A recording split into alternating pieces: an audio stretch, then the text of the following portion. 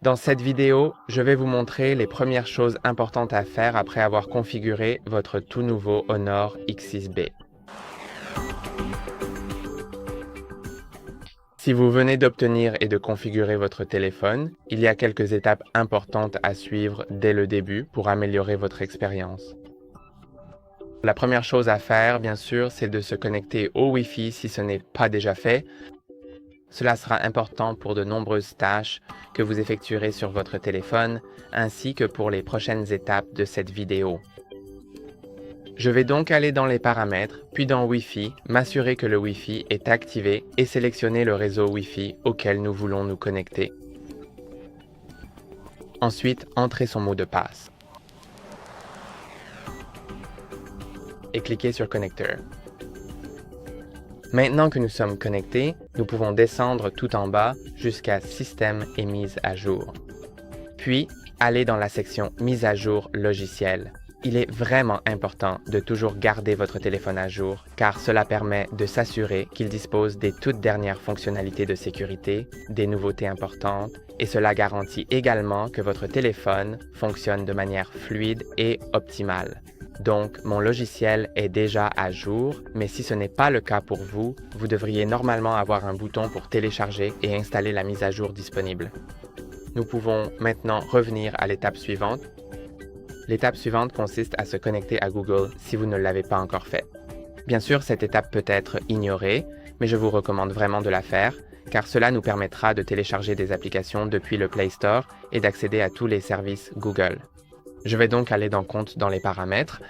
Ensuite, si dans la section Personnel vous n'avez aucun compte Google, je vous recommande de cliquer sur Ajouter un compte.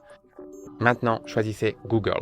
Et maintenant, si vous n'avez pas encore de compte utilisateur, vous avez la possibilité de le créer ici même, mais comme j'en ai déjà un, je vais simplement et directement entrer mon adresse email personnelle pour me connecter. Ensuite, cliquez sur Suivant et maintenant nous devons entrer le mot de passe, ce que je vais faire hors caméra.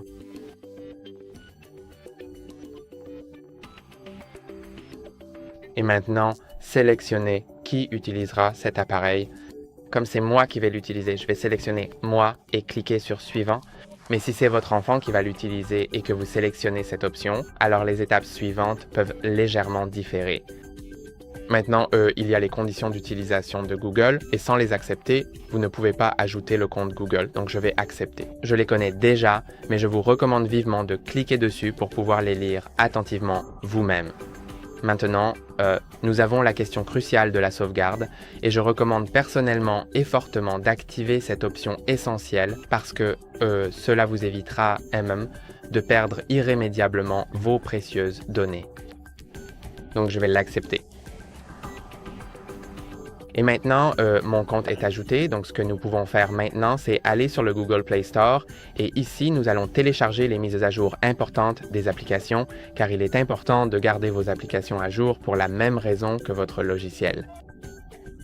Mais aussi, certaines applications ne fonctionneront tout simplement pas sans mise à jour. Je vais cliquer sur le compte en haut à droite, puis cliquer sur mes applications et jeux et aller dans Mise à jour.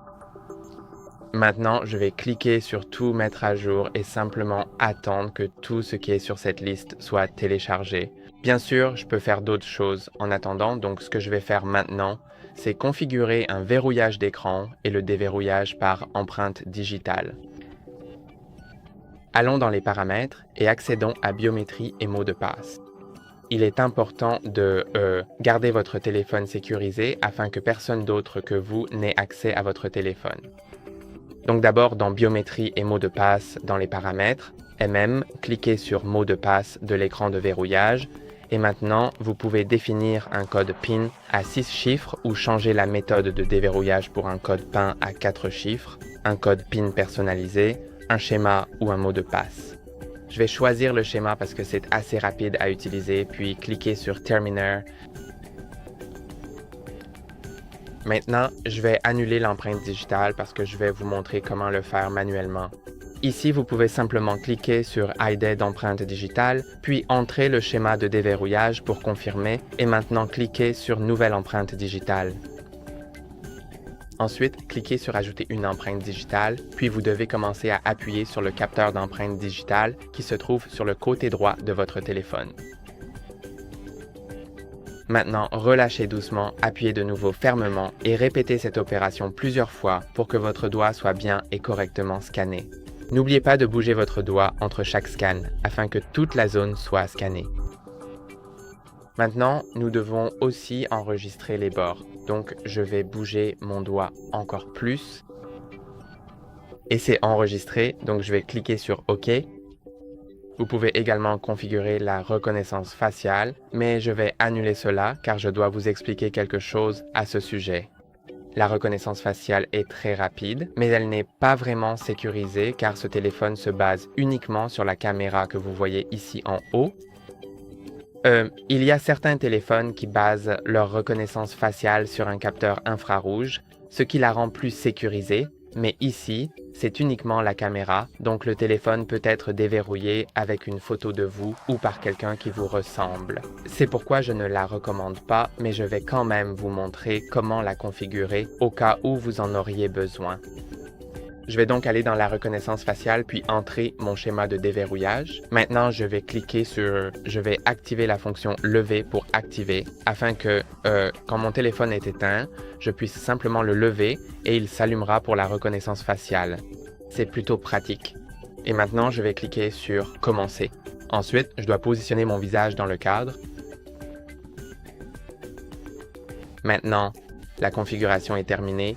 Je vais aussi changer le déverrouillage de l'appareil en déverrouillage direct pour ne pas avoir à balayer l'écran après le déverrouillage par reconnaissance faciale. Laissez-moi vous montrer ces 3 méthodes pour déverrouiller votre téléphone. La première, c'est que même si l'écran est éteint, vous pouvez simplement toucher le capteur d'empreinte digitale et ça fonctionne rapidement. C'est vraiment rapide et pratique. Bien sûr, ça ne marche pas à chaque fois parce que parfois, il ne reconnaît tout simplement pas votre doigt, mais c'est quand même très rapide. Ensuite, l'autre méthode, c'est bien sûr le verrouillage de l'écran. Vous pouvez simplement faire glisser vers le haut et entrer le code de verrouillage de l'écran. Et la reconnaissance faciale, vous pouvez simplement, puisque j'ai activé la fonction de réveil par élévation, je peux le lever, regarder le téléphone, et vous voyez qu'il est déjà déverrouillé. Voilà donc comment fonctionne le déverrouillage. Et maintenant, passons à l'étape suivante, qui consiste à changer notre fond d'écran. Bien sûr, cette étape peut être ignorée, mais cela dépend entièrement de vos préférences. Je vais donc simplement ouvrir l'application Appareil photo et prendre une photo, car je sais que beaucoup de gens veulent avoir leur propre fond d'écran personnalisé.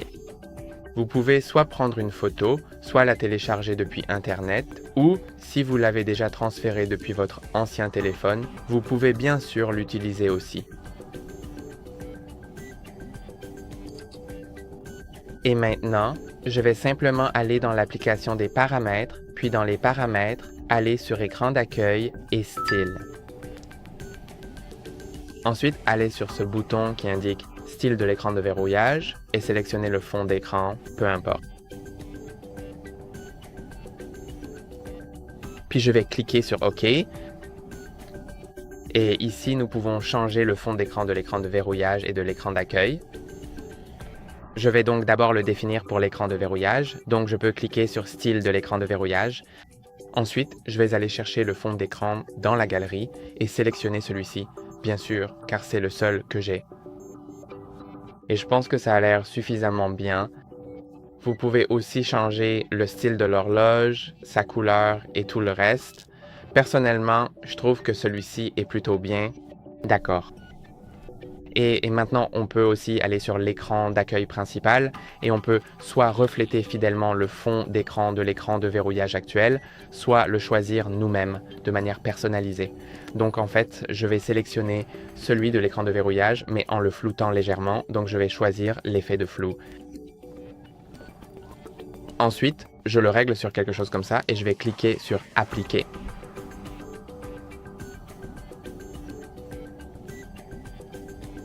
Voilà, ce sont mes fonds d'écran. Voici celui-ci qui est vraiment très beau et voici bien sûr l'autre qui est tout aussi intéressant et unique. Passons maintenant à autre chose de vraiment important, à savoir la désinstallation des applications préinstallées inutiles. Ce téléphone installe quelques applications, seulement quelques-unes, qui ne sont pas importantes.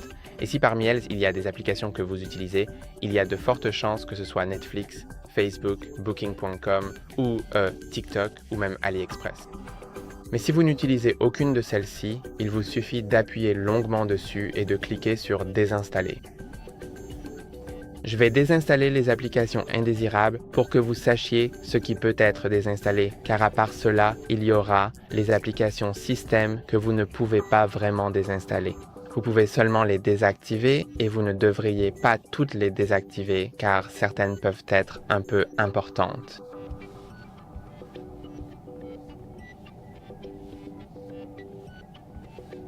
Et maintenant, j'ai complètement désinstallé toutes les applications qui ne sont absolument pas importantes. Je pense qu'ici, il ne reste que les applications système essentielles et ici aussi, il n'y a que les applications système de base et ici également. Passons maintenant à l'installation des applications qui sont vraiment importantes et nécessaires pour nous. Donc, si vous utilisez quelque chose au quotidien comme Instagram, WhatsApp ou autre, vous pouvez simplement aller sur l'application Play Store. Ensuite, allez dans la barre de recherche et cherchez l'application que vous souhaitez télécharger.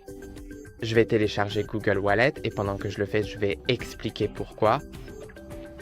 Google Wallet vous permettra d'ajouter votre carte de paiement à votre téléphone. Donc, chaque fois que vous êtes en magasin, vous pouvez utiliser votre téléphone pour payer sans contact au lieu de devoir sortir votre portefeuille et prendre votre carte. Je vais donc simplement installer Google Wallet et aussi, pour utiliser Google Wallet, votre téléphone doit être déverrouillé et très probablement, l'application Google Wallet doit être ouverte. Cela fonctionne différemment selon les téléphones, honnêtement, mais en général, cela marche mieux si l'application Google Wallet est ouverte. Mais je vais vous montrer plus tard comment l'ajouter au raccourci pour que nous puissions accéder facilement à l'application Google Wallet, même si vous êtes dans une autre application. Je vais donc simplement attendre qu'elle se télécharge parce que je pense qu'il y a d'autres mises à jour que j'ai lancées. Elles sont actuellement en cours en ce moment, donc c'est peut-être bien pour cela. Je vais juste vérifier les mises à jour. Oui, il y a vraiment beaucoup d'applications qui sont actuellement en train d'être téléchargées en ce moment même. Donc je vais simplement attendre que Google Wallet se télécharge.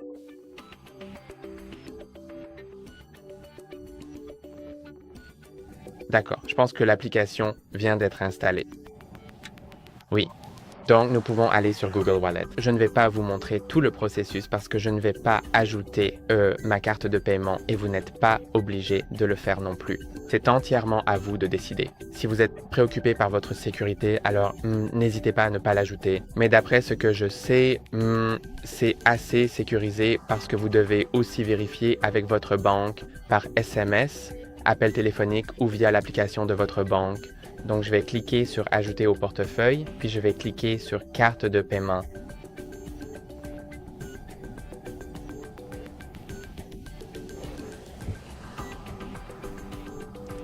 Et maintenant, vous pouvez soit scanner la carte physique que vous avez actuellement avec vous en la prenant en photo ici, soit saisir les informations manuellement et directement.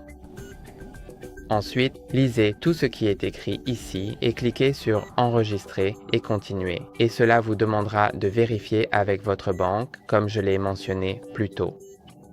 Et ensuite, vous pourrez simplement payer avec votre téléphone chaque fois que vous ouvrez l'application Google Wallet.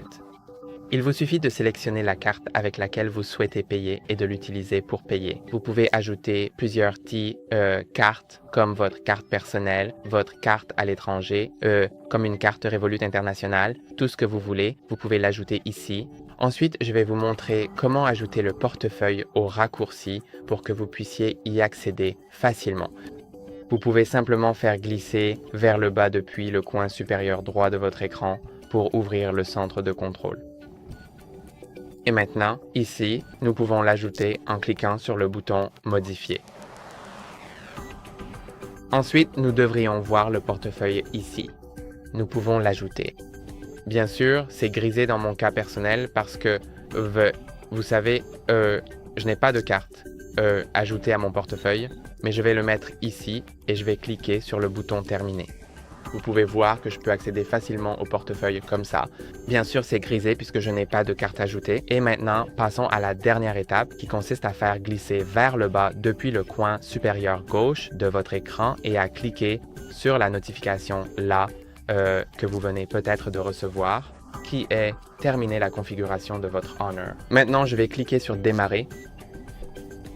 Ensuite, vous pouvez insérer une carte SIM, mais vous pouvez aussi le faire plus tard ou peut-être l'avez-vous déjà fait plus tôt. Mais c'est bien de le faire maintenant pour pouvoir utiliser votre carte SIM dès le début avec votre téléphone. Maintenant, nous devons attendre quelques secondes, quelques minutes, jusqu'à ce que notre téléphone soit prêt. Ensuite, il vous demande si vous souhaitez copier les données de votre ancien téléphone. Et si c'est le cas, il vaut mieux cliquer sur Suivant maintenant, car plus tard, cette option pourrait ne plus être disponible. Bien sûr, vous pouvez le faire avec des applications tierces, mais l'option native est disponible ici. Et si vous cliquez sur Ne pas copier, alors il se peut que cette option ne soit plus disponible par la suite.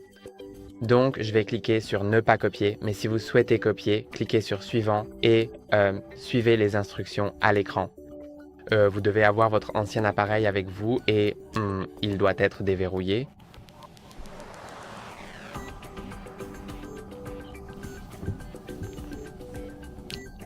Maintenant, je dois dessiner le schéma de déverrouillage pour une raison quelconque, je ne sais pas vraiment pourquoi, pour configurer l'empreinte digitale, mais je vais cliquer sur Annuler puisque je l'ai déjà configuré. Donc c'est le cas, puisque je ne l'ai pas, mais je l'ai. Maintenant, je peux accepter d'utiliser la biométrie, c'est-à-dire mon empreinte digitale ou la reconnaissance faciale pour vérifier les achats sur Google Play. Donc ceux qui sont réellement payants pour certaines applications, vidéos, jeux, peu importe. Ensuite, il y a Accéder à votre assistant avec Hey Google, qui vous permet d'ouvrir Google Assistant en mode main libre en prononçant cette phrase à voix haute. C'est plutôt génial. Vous pouvez accepter ou passer. Je vais accepter. Et parfois, de temps en temps, il vous demandera de dire 4 phrases à voix haute pour configurer la reconnaissance vocale, mais je l'ai déjà configuré sur genre un autre appareil que je possède. Maintenant, je peux activer l'accès à l'assistant sans déverrouiller l'appareil et je vais passer cette étape parce que je ne trouve pas ça très sécurisé.